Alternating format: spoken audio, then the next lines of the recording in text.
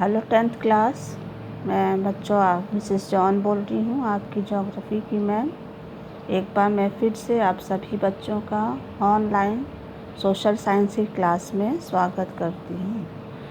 बच्चों, आज हम लोग सोशल साइंस की ही जो ज्योग्राफी वाली बुक है आपकी, है ना, उसका जो पहला लेसन हम लोग पढ़ रहे थे, संसाधन एवं विकास, उसका चौथा भाग पढ़ेंगे।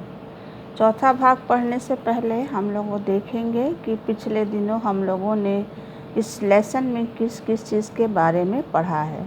तो पिछले दिनों हम लोगों ने इस लेसन में से संसाधन क्या है ये पढ़ लिया, संसाधन कितने प्रकार के होते हैं, है ना, ये पढ़ा।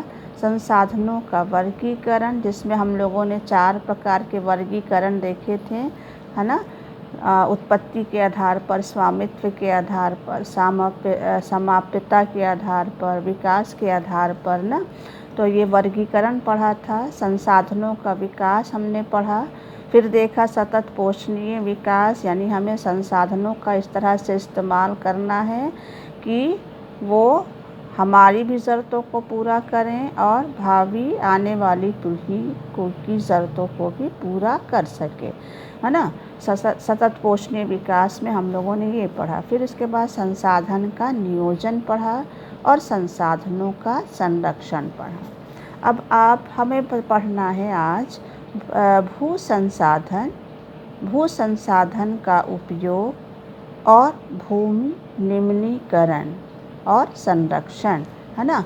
तो हमें आज 3 टॉपिक पढ़ना है, भू संसाधन, फिर भू उपयोग, फिर भूमि निम्नीकरण और उसके संरक्षण के उपाय। तो सबसे पहले हम लोग पढ़ेंगे भू संसाधन। तो भू संसाधन क्या है, सबसे पहले ये जानेंगे, है ना। तो बच्चों, हम सब कहाँ पर रहते हैं? तो आपका जवाब होगा कि हम सब भूमि पर रहते हैं। भू यानी भूमि, है ना। तो हम सब कहाँ रहते हैं? भूमि पर रहते हैं, ठीक है। और ना केवल हम लोग इस भूमि पर रहते हैं, बल्कि हम विभिन्न रूपों में इस भूमि का क्या करते हैं? उपयोग भी करते हैं। जैसे प्राकृतिक वनस्पति, है ना, वन्य जीवन, मानव जीवन, आर्थिक क्रियाएं, परिवहन और संचार आदि, है ना। तो हमारी जितनी ये सभी क्रियाएं हैं, वो सब कहाँ पर हैं आधारित हैं, किस पर निर्भर हैं? सब भूमि पर निर्भर हैं, है ना। तो ये सारी क्रियाएं जो हम करते हैं, वो सब हमारी किस पर निर्भर हैं, आधारित हैं? भूमि पर निर्भर है। इसलिए भूमि क्या है बच्चों? संसाधन है ना। क्योंकि भूमि हमारी आवश्यकताओं को, ज़रूरतों को क्या करती है? पूरा करती है, ठीक है। इसलिए भूमि या भू क्या है? संसाधन है। कैसा संसाधन है भू? तो ये प्राकृतिक संसाधन। भूमि कैसा संसाधन है बच्चों? प्राकृतिक है, क्योंकि भूमि को मनुष्य ने नहीं बनाया ना, भूमि को तो प्रकृति के द्वारा निर्मित है। तो ये प्राकृतिक संसाधन है और सीमित संसाधन है। भूमि प्राकृतिक तो है ही है, साथ में ही सीमित संसाधन है ना। यानी इसकी मात्रा सीमित है। इसलिए हमें भूमि का क्या करना चाहिए? विवेकपूर्ण ढंग से, यानी सोच समझकर सही ढंग से इसका इस्तेमाल करना चाहिए। तभी हम अपनी भूमि को क्या कर सकते हैं? दुष्प्रभावों से बचा सकते हैं। अब चलते हैं, भारत में कौन कौन सी ऐसी भू आकृतियाँ हैं जो इसी भूमि पर क्या है पाई जाती हैं? तो हमारे धरातल की 3 बहुत महत्वपूर्ण भू आकृतियाँ हैं। वो 3 महत्वपूर्ण भू आकृतियाँ क्या हैं? सबसे पहले पर्वत, फिर पठार और फिर मैदान, है ना। तो पर्वत जो है वो सबसे ऊंचा भाग है, पठार उससे नीचा भाग है और मैदान जो है वो सबसे नीचा भाग है। तो ये 3 तरह की पर्वत, पठार और मैदान, ये 3 तरह की भू आकृति या स्थल स्वरूप हमारी इसी भूमि पर पाए जाते हैं। हमारी धरती पर भारत में कितने प्रतिशत मैदान हैं, कितने प्रतिशत जो हैं वो पठार हैं और कितने प्रतिशत भाग पर पर्वत पाए जाते हैं। तो ये वाले डायग्राम में आप देख सकते हो कि यहाँ मैंने 3 रंगों का इस्तेमाल किया, सबसे ग्रीन, ब्राउन और ऑरेंज। तो ग्रीन देख कर ही लग रहा है, ग्रीन को मैंने मैदान है, मैदानी भाग है ये, तो ग्रीन कलर ज़्यादा है ना, इसका मतलब मैदान ज़्यादा पाया जाता है। बिल्कुल सही। तो मैदान भारत में 43% भाग पर पाया जाता है। कितने? 43% पर। उसके बाद उससे कम वाला भाग कौन सा है? तो ये ऑरेंज तो थोड़ा कम है, ब्राउन कलर क्या है? ज़्यादा है ना। तो ग्रीन के बाद दूसरा भाग कौन सा है जो हमारी भूमि पर सबसे ज़्यादा पाया जाता है? वो है पर्वत। कितने प्रतिशत भाग पर पाया जाता है? 30% भाग पर पाया जाता है। और सबसे जो छोटा भाग कौन सा है? ऑरेंज वाला, है ना। तो ऑरेंज कौन सा भाग है? पठार वाला भाग है। तो ये कितने प्रतिशत भाग पर पाया जाता है? ये हमारे भारत में 27% भाग पर पाया जाता है। तो भारत की भूमि पर ये 3 तरह की भू आकृतियाँ पाई जाती हैं: पर्वत, पठार, मैदान। इन तीनों के अलावा हमारी भारत की भूमि पर छोटे छोटे द्वीप भी जो हैं वो पाए जाते हैं। तो ये है बच्चों भू संसाधन। ठीक है। तो भूमि को संसाधन क्यों बोलते हैं?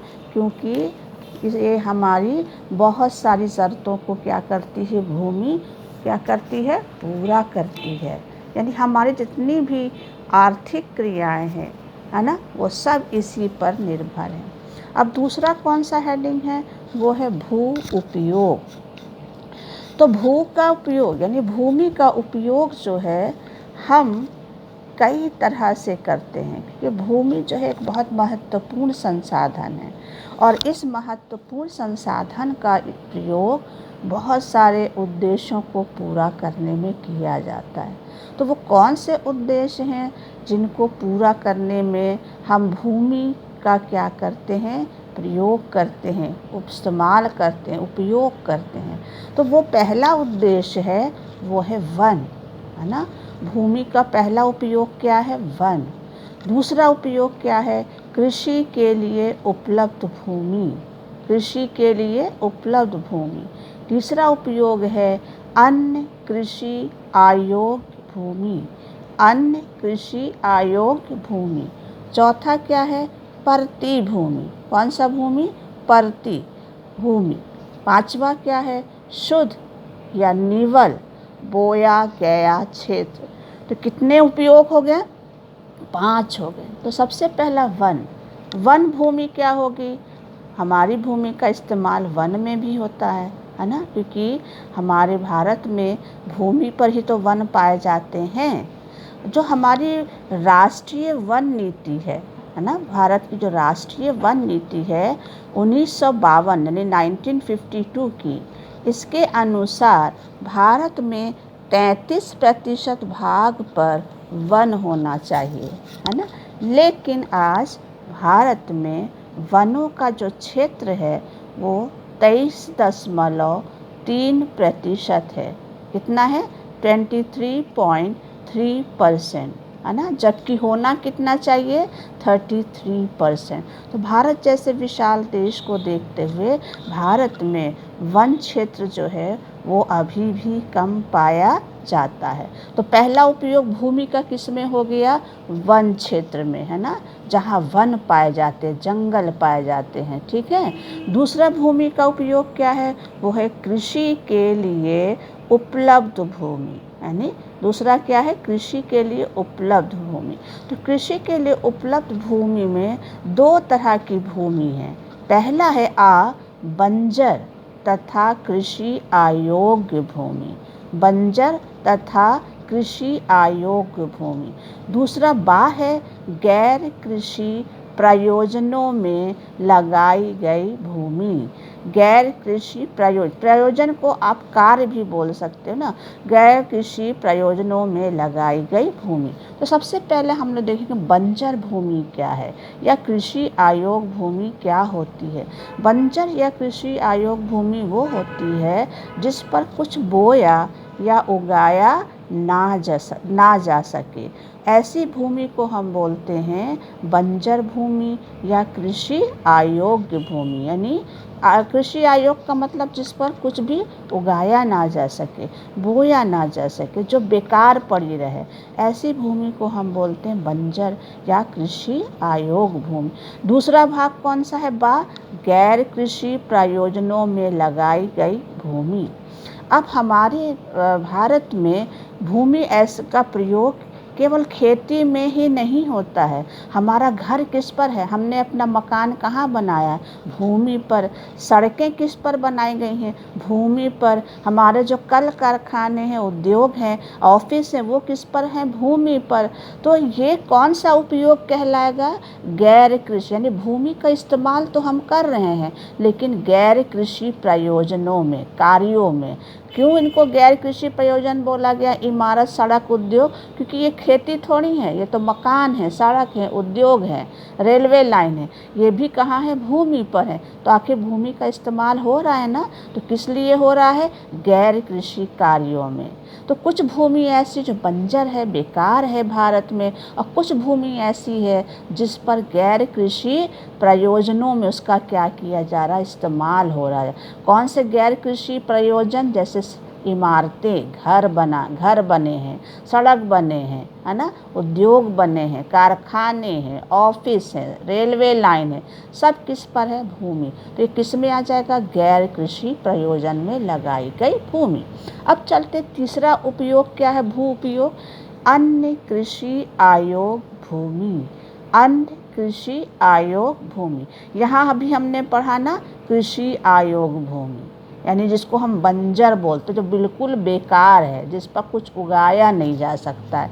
इसके अलावा कुछ अन्य कृषि आयोग भूमि है, इसलिए बोला गया इसको अन्य कृषि आयोग भूमि, क्योंकि इस पे कृषि तो नहीं होती है लेकिन बाकी कार्य होते हैं। कौन से कार्य होते हैं वो हम लोग देखेंगे। सबसे पहले है स्थायी चारागाहें या अन्य गोचर भूमि।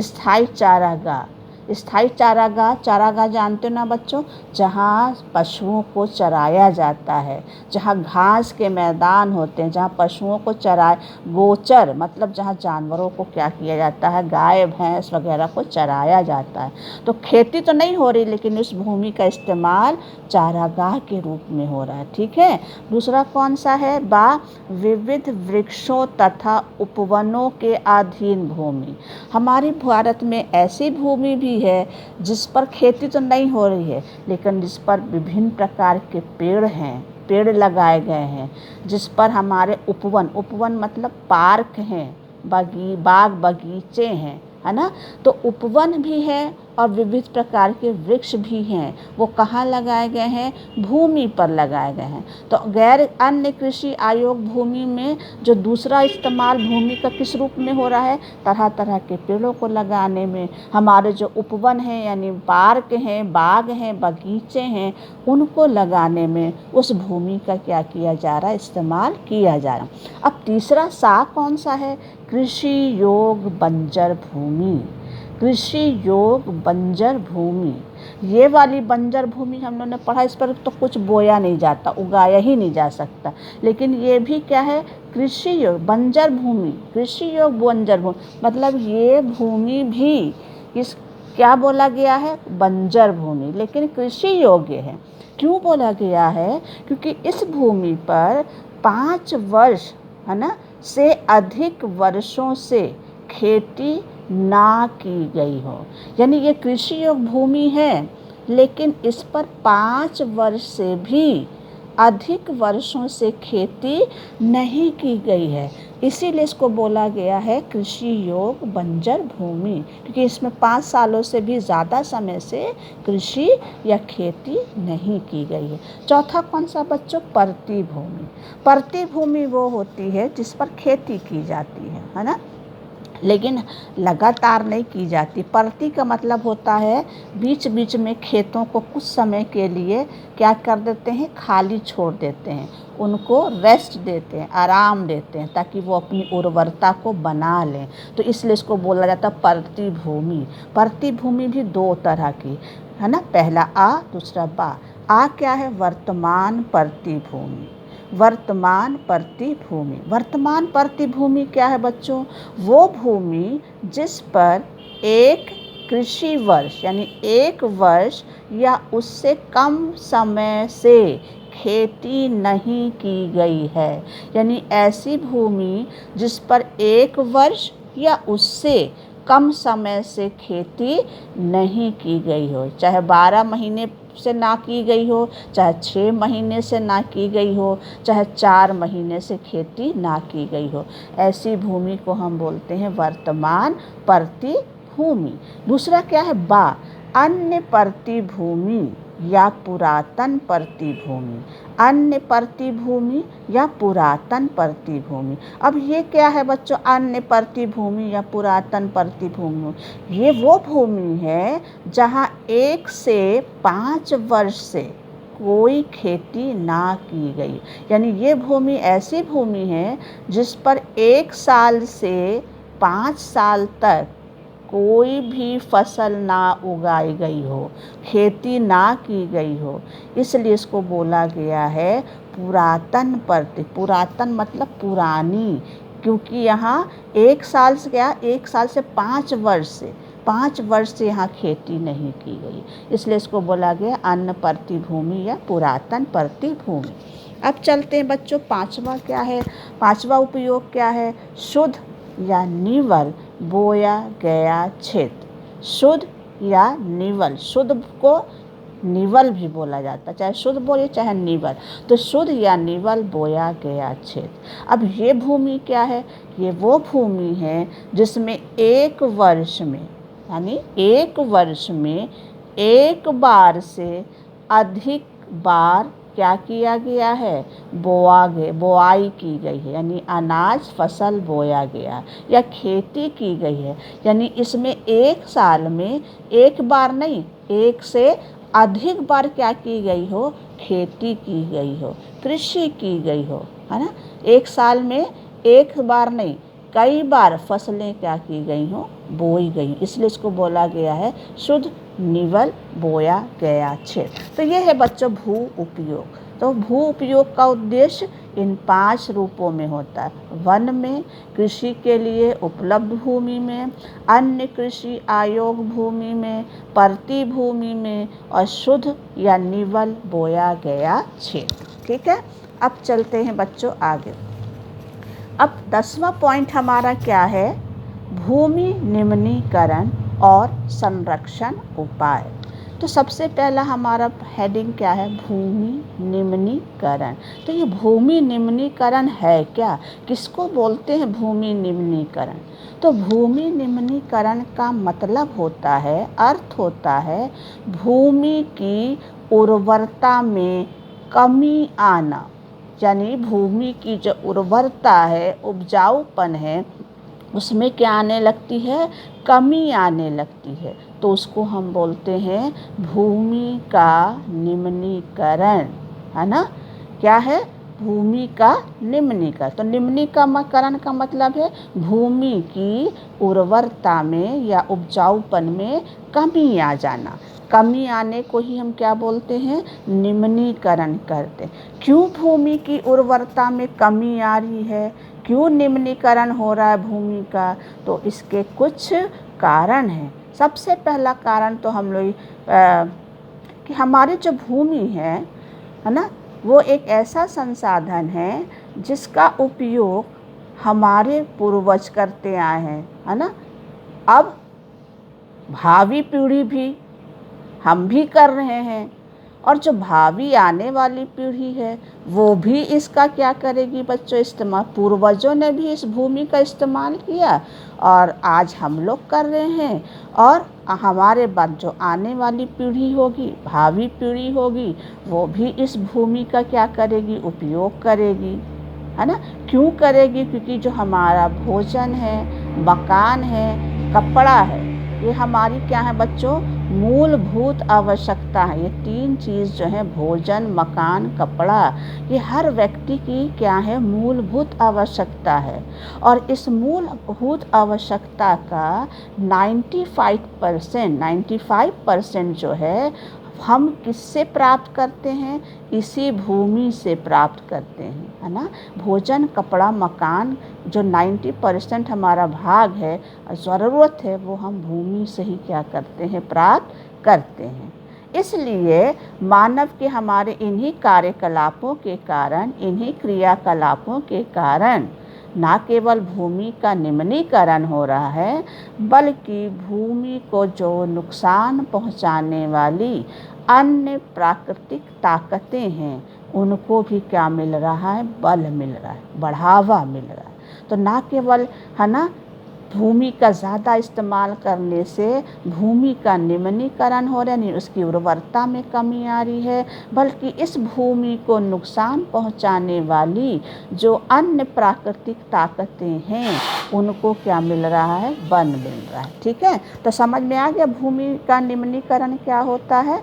अब चलते हैं, इस भूमि के निम्नीकरण का प्रमुख कारण क्या है? तो इसके कई सारे कारण हैं। पहला कारण है वनों की कटाई, जिसको हम वन उन्मूलन भी बोलते हैं ना, वनों की कटाई, पेड़ों की कटाई। दूसरा है अति पशुचारण। अति पशुचारण मतलब बहुत ज़्यादा पशुओं की जो चराई होती है, जानवरों को जो खुला छोड़ दिया जाता है। ठीक है। खनन, खनन मतलब जो खनिज निकालने, गड्ढा खोद कर, है ना, ज़मीन खोद कर जो खनिज निकालने का काम होता है, उसको बोला जाता है खनन। उसके बाद चौथा कारण क्या है? अधिक सिंचाई।